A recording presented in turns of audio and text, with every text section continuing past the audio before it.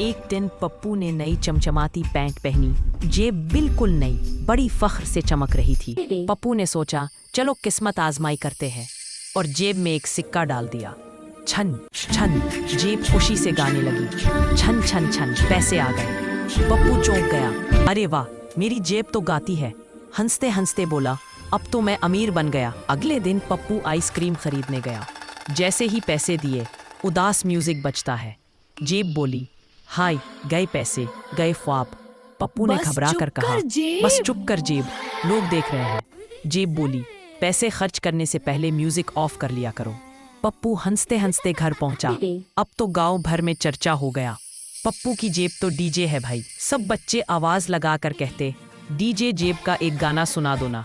DJ beat तेज होती है, जेब गाती, छन छन छन, पैसे आ गए। सब्सक्राइब ना किया तो पैसे गए। पप्पू हंसते हुए बोलता, लाइक, सब्सक्राइब और बेल आइकॉन जरूर दबाओ। सब्सक्राइब ना किए ना पैसे गए।